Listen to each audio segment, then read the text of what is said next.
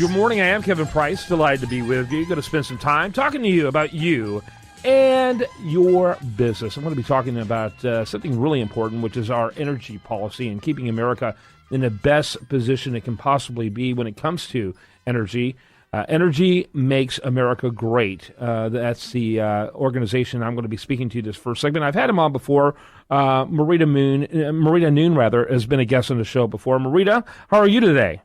I'm mighty fine, thank you. It's great to be with you again. It's been too long. Yeah, absolutely. A lot going on. I want to talk a little bit about Barack Obama and his reaction to the Keystone Pipeline. You know, you would think that he would give a bone to save one Democrat U.S. senator with one senator there fighting for her political life in Louisiana, but he doesn't give any impression that he's going to be helpful in that respect.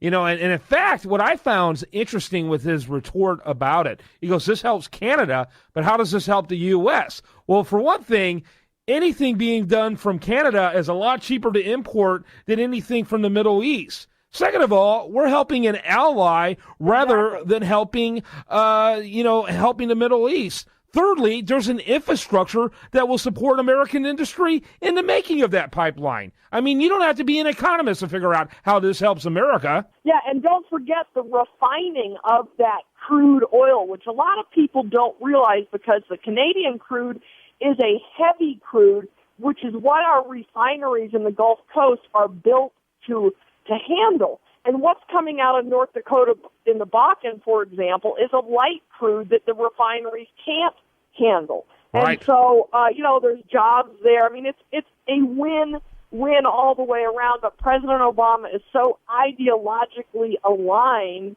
with his environmental allies that he just cannot bring himself to support it, even when they backed him into a corner.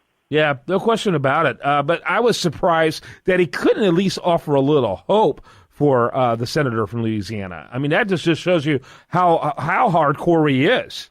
Yeah, and it's got to be really painful for her, although she has, campaigned away from him. She's not been his friend in the campaign. And if you watch Obama regularly, as I do, you realize that he functions under what I like to call the Obama doctrine, which is reward your friends and punish those who oppose you. And that may well be what we're seeing here with the Keystone story and Mary Landrieu. Right. How much of an ally has she been in the Senate? Who knows, right? I just realized they haven't voted for anything since he's been president of the United States. So no one really knows. No one really knows, right? All we know is he doesn't have anything nice to say. Exactly. And hadn't really for a couple of years. She's been campaigning against him for quite some time. Well, since Obamacare fell out of favor, she did vote for it, but since then she has not really done much for the president, and so this may well be her payback because that is how he functions. I mean, there's a lot of report, and I wrote in a column this week that's posted on redstate.com. My column is 6 energy policy changes to watch for under a Republican-controlled Congress. And my very first point is Keystone, and if it doesn't pass, if he vetoes it, it probably will pass today. It's the prediction. He will veto it probably, and then the Republicans with a stronger majority in the Senate can put it through again. And I believe with some pressure from the unions on those Democrats that we may be able to see a veto-proof majority voting for the Keystone Pipeline in early 2015. Yeah, I think you're probably right on that. Although if he has any sense, I think he's got enough time to do a pocket veto where he doesn't even have to sign anything, but they'll run out of time on it. And if he cares at all about keeping one more senator, you would think he would do that. Real quickly, with the time we have left, first of all, go to redstate.com to read Marita's article. But real quickly, just run over the other 5 points, kind of tickle the listener's ear to give them an incentive to go check it out because I'm sure it's great. Sure. Federal lands, I think we're going to see increased drilling on federal lands. Drilling is up, or production is up 61% on state and private lands, down 6% on federal lands under Obama. Next one is oil and natural gas exports. Next one is EPA. I think we're going to see some targeted legislation and some defunding through appropriations to stop the EPA's onerous activities. Next is Endangered Species Act.